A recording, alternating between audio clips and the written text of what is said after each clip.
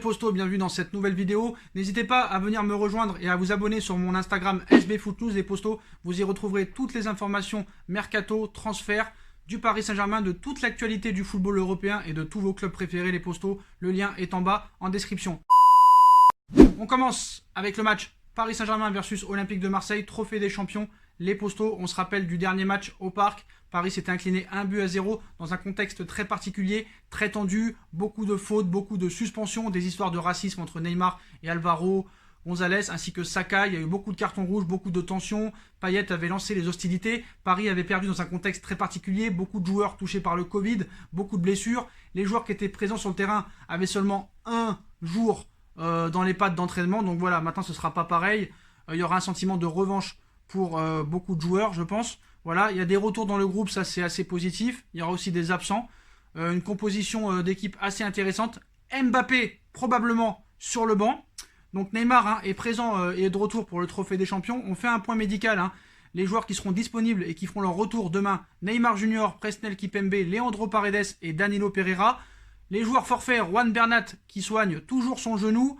Ainsi que Thilo Kehrer, Covid. Colin Dagba qui a été diagnostiqué aujourd'hui positif sera aussi absent, ainsi que Rafinha qui est toujours à l'isolement. Mauricio Pochettino a dit en conférence de presse que battre Marseille est avant tout une question de fierté. Il a répondu aux questions sur le mercato en disant « Les rumeurs, nous parlons tout le temps avec le club, avec Leonardo, et le moment venu, on communiquera s'il y a quelque chose à dire. Sur Keane, il y aura des discussions privées, là encore, on communiquera le moment venu. » Donc voilà, il a confirmé que Neymar aussi sera titulaire. Le football est une affaire d'émotion, mais il s'agit aussi de se contrôler sur le terrain. L'important, c'est de gagner. Voilà les propos un petit peu de Mauricio Pochettino avant ce match, parce que voilà, on n'avait pas parlé de jeu lors du dernier match PSG-OM. On espère qu'on parlera de jeu, même si on pense que Marseille sera encore dans la provocation, jouera très physique, très défensif. Voilà, c'est sûr. Donc pour la composition probable du Paris Saint-Germain demain pour affronter l'Olympique de Marseille, Navas dans les buts, Pembele qui devrait tenir le couloir droit. On pouvait s'attendre au retour de Alessandro Florenzi, mais il n'en sera rien. Marquinhos, Kimpembe dans l'axe, l'une des meilleures charnières centrales à l'heure actuelle. Backer à gauche, faudra faire avec malheureusement. Milieu de terrain, retour de Paredes et Danilo Pereira. Je pense qu'il a fait un bon choix parce que Danilo et Paredes au milieu de terrain, ça peut être vraiment très bien niveau physique. Il va falloir répondre à l'impact physique qu'ils vont nous donner parce que je pense qu'on aura beaucoup le ballon. Avec Marco Verratti qui sera un petit peu l'électron libre au milieu de terrain. Et devant, on aura du Angel Di Maria, retour de Neymar et le retour en tant que titulaire de Mauro Icardi. Kylian Mbappé sera sur le banc. Pour raison repos, entre guillemets, on peut s'attendre peut-être à autre chose. Mais voilà, j'espère que ça le fera réfléchir. J'espère que ça lui fera un électrochoc. J'espère que quand il rentrera, il sera enfin décisif. On attend tous enfin de voir le vrai Mbappé. Le Mbappé de Monaco, le Mbappé de la Coupe du Monde 2018, même si on pourra en reparler que sur certains matchs, il n'a pas été exceptionnel. Mais voilà, pour moi, Mbappé, il est surcoté, il restera surcoté. Il faut qu'il change sa manière de jouer pour qu'il nous fasse mentir. Le match contre le Barça, s'il reste à ce niveau-là, il ne faudra pas le mettre titulaire. C'est un gars qui joue individuel. Alors certes, Neymar peut aussi jouer individuel. Il est très individualiste aussi. Mais Neymar, dans les gros matchs, il a souvent porté ses couilles. Alors peut-être pas contre le Bayern, mais contre Dortmund, il était là. Contre Naples et Liverpool, en poule, il était là aussi. Contre Manchester, c'est lui qui te fait gagner au match retour. Donc voilà. Donc certes, Mbappé est peut-être plus régulier en Ligue 1, marque beaucoup plus de buts en Ligue 1, mais Neymar a prouvé quand même que dans les gros matchs, il était plus souvent là que Kylian. Donc Kylian, j'espère qu'il va se remettre en question et j'espère que d'être sur le banc le fera réfléchir. Après, sur Pochettino, il a tenu à réagir aux propos de Villas-Boas. A répondu un petit peu à la polémique aux propos de Villas-Boas, en disant que Paris n'était pas basé que sur des individualités. Voilà, il a aussi dit que j'ai beaucoup de respect pour tous mes confrères, dont André Villas-Boas. Nous sommes tous les deux passés par Tottenham. Nous avons ce point commun. Il a plus de connaissances de la Ligue 1 que moi. Je respecte ce qu'il dit. Je ne veux pas rentrer dans des polémiques. Notre idée principale, comme je le disais, c'est de se concentrer sur ce match de demain pour le gagner. Donc voilà, a indiqué Pochettino aujourd'hui en conférence de presse. Donc voilà, nous on veut gagner, on veut créer du jeu et on veut les battre avec la manière. Voilà, on ne veut pas rentrer dans les polémiques. Il ne faudra pas rentrer dans leur jeu et pas faire la même erreur qu'il y a quelques mois. Voilà, tout simplement. Donc voilà, Mbappé sur le banc. D'ailleurs, Mauricio Pochettino a aussi tenu à dire que la gestion des stars ne sera pas simple. Donc j'espère qu'il ne va pas commencer à perdre ses couilles. Les joueurs savent qu'il y a des contraintes. Donc ça, j'ai bien aimé quand même. Demain, ça sera notre 11e jour avec les joueurs. Ils savent qu'il y a des contraintes, prévient le coach. Ils ne sont que 11 à jouer. Entre les différents paramètres footballistiques ou autres, il y aura des choix à faire en sachant qu'il faut toujours qu'on trouve la meilleure complémentarité et la meilleure équipe pour chaque match. L'état de forme aura aussi une incidence importante pour mettre les joueurs dans les meilleures dispositions en attendant les recrues. Donc voilà, s'il y a des recrues bien sûr cet hiver. Pour l'instant, ça n'en prend pas le chemin. Bref, le mercato est encore long. Donc j'espère que ça fera réfléchir Mbappé. Mais moi je pense que Mbappé doit comprendre qu'il doit changer son jeu. Neymar et Mbappé doivent comprendre qu'ils doivent jouer pour le collectif. Tu as un super neuf devant avec Mauro et un super remplaçant avec Moise Kean. Tu dois leur donner des caviars. Moi je comprends que tu vas avoir le ballon d'or. Je comprends que tu vas avoir les meilleures stats. Que tu veux marquer le plus de buts possible. Mais tu dois penser aussi en premier à l'équipe. À l'équipe, frère. Tu dois penser au collectif et pas qu'à ta gueule. Pochettino en conférence de presse. Comme vous le savez, le match contre le Barça arrive et le Barça est en train de vivre une situation très compliquée. Plus de 900 millions d'euros de dettes, les postaux. Alors qu'un nouveau président est attendu au FC Barcelone pour redresser la situation.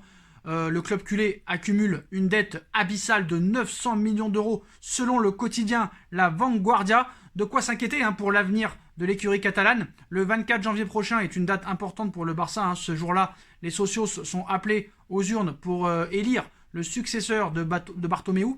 Comment ils en sont arrivés là réellement? Le Covid-19, ça a vraiment été la goutte d'eau qui a fait déborder le vase, mais aussi la prolongation de Léo Messi en 2017 et les transferts mirobolants, les Coutinho, les Dembélé, les Griezmann, qui leur ont fait très mal. Donc en effet, la Vanguardia a fait le bilan des comptes du FC Barcelone et cela va très mal économiquement parlant.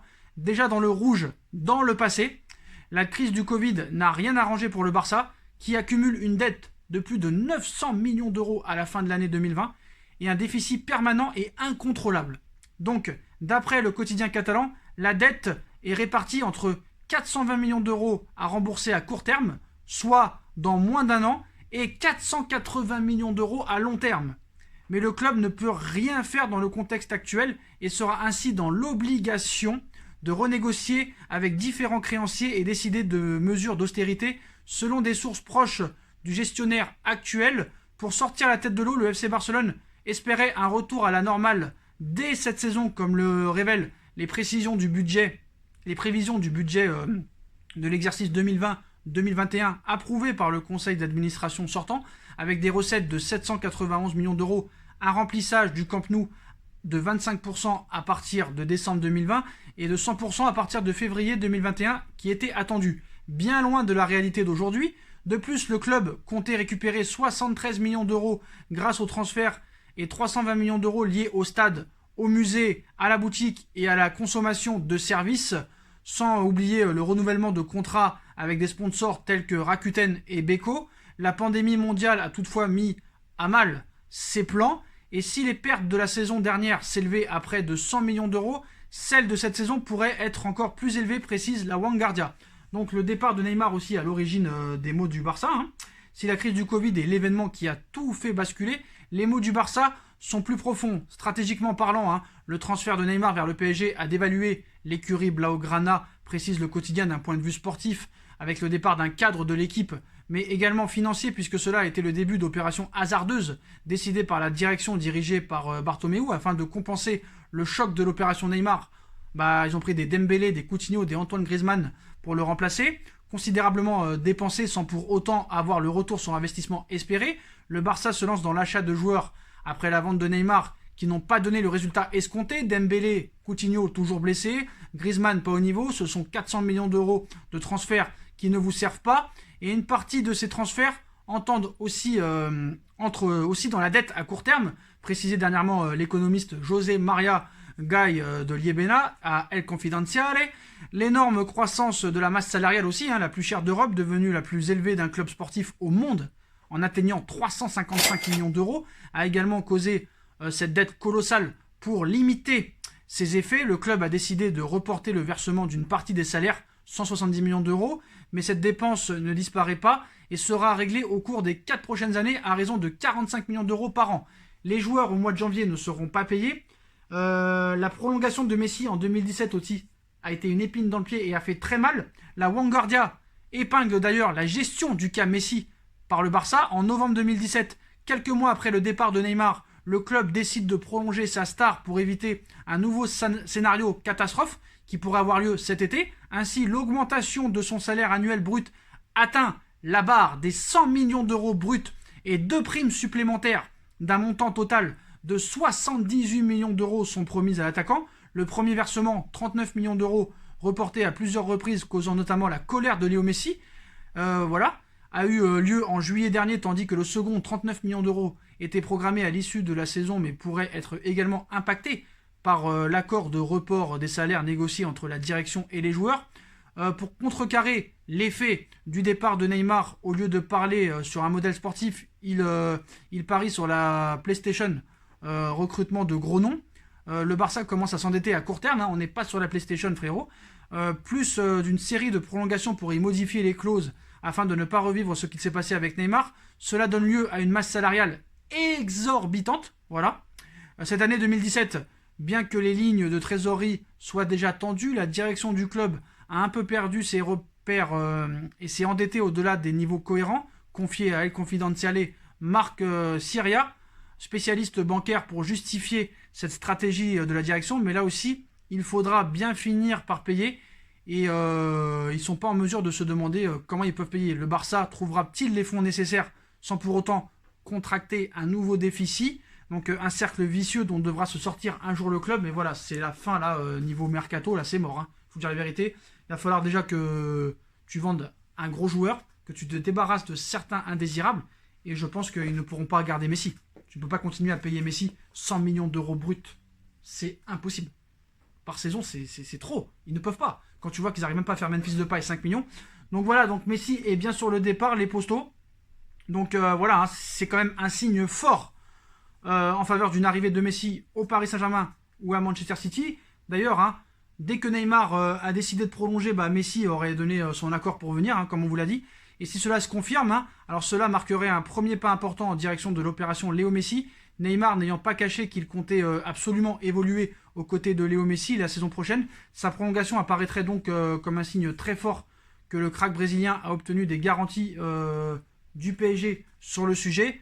Là, vraiment, Messi est plus que sur le départ. Alors, est-ce que ce sera pour la MLS? Est-ce que ce sera pour Manchester City? Est-ce que ce sera pour le Paris Saint-Germain? Dans une autre vidéo, j'en parlerai parce que celle-là, sinon, sera trop longue. Mais voilà, il y a plus de chances que ce soit du côté du Paris Saint-Germain, les postos. Je vais vous dire la vérité, c'est la vérité et tout. Pour Ramos aussi, c'est très compliqué. On parle de prolongation de contrat, mais pour l'instant, c'est au point mort le dossier Ramos. Il a accordé un délai apparemment au Real Madrid, donc c'est vraiment Ramos le patron dans ce dossier. La prolongation de Ramos au Real est toujours au point mort, mais le capitaine merengue, loin des offres relayées, se laisse du temps avant de penser à un éventuel départ. C'est l'un des feuilletons de la saison en Espagne. La prolongation de Ramos en fin de contrat en 2021 avec le Real Madrid est l'un des sujets brûlants de l'autre côté des Pyrénées, et ce depuis plusieurs mois. Aux dernières nouvelles, les deux parties ne sont pas tombées d'accord sur les modalités d'un nouveau bail, ni sur la durée, ni sur le montant des rémunérations. Donc voilà, il est libre de négocier avec le club de son choix en vue de la saison prochaine. Le défenseur central a été annoncé notamment du côté du Paris Saint-Germain, de Manchester City, de Tottenham ou même de Liverpool ces derniers jours. ABC de son côté assure que le capitaine merengue et ses représentants n'ont reçu aucune proposition, et pour cause, ils accordent toujours leur priorité à la Casablanca. Le quotidien généraliste espagnol indique en effet que l'international espagnol et son agent n'écouteront pas les éventuelles sirènes du marché avant le mois de février. Le numéro 4 madrilène est-ce que pourrait-il jouer ailleurs qu'au Real Madrid? On verra un petit peu, mais un délai raisonnable il se laisse 4 mois apparemment, il se laisse 4 mois. Un délai raisonnable qui laisse donc la possibilité aux pensionnaires du Real Madrid de reprendre le fil des discussions pour tenter de limiter les aspérités qui bloquent encore, alors que les deux parties ont pour priorité de poursuivre l'aventure ensemble, à en croire Desport Quattro. À Florentino Pérez maintenant de ne pas trop traîner, donc pour régler au plus vite ce dossier, comme un certain Zinedine Zidane, on va dire, l'exhorte publiquement à le faire. Donc voilà, apparemment Ramos, franchement, moi je le vois pas ailleurs qu'au Real, comme je ne vois pas Messi ailleurs qu'au Real. Mais voilà, on a vu des Buffon des fois partir, on a vu des Ronaldo partir, alors qu'on les voyait pas partir. Tout peut arriver dans le football, les postos. Donc voilà pour toutes les informations du jour. D'ailleurs, Luka Jovic devrait quitter le Real Madrid cet hiver. C'est la presse serbe qui l'annonce. Donc voilà, 60 millions d'euros à la poubelle. Où va-t-il partir? Qui va l'acheter? Pour combien va-t-il être prêté? On ne sait pas vraiment à l'heure actuelle. Mais voilà les postos, voilà toutes les informations football et mercato de cette soirée. Il y a aussi une grosse vidéo sur le projet un petit peu du mercato de cet été pour le Paris Saint-Germain, malgré les dettes, tout ça. Il y a peut-être un gros mercato qui va arriver. Beaucoup de joueurs libres qui pourraient arriver et pas des joueurs qu'on ne connaît pas. Voilà les postos. Donc aux 1000 likes, je ferai cette vidéo, que ce soit ce soir, cette nuit, on la fera. Voilà les postos. Et comme d'habitude, si on a kiffé la vidéo, on like, on partage, on commente, on s'abonne, on active la petite cloche pour être tenu au courant des vidéos qui vont sortir. On me rejoint sur mes différents réseaux sociaux. Voilà les postos, ainsi que la cagnotte Paypal, qui est toujours disponible si vous voulez soutenir la chaîne. Voilà les postos, je vous souhaite à tous une bonne continuation, prenez soin de vous, et à très vite pour une nouvelle vidéo. Tchuss.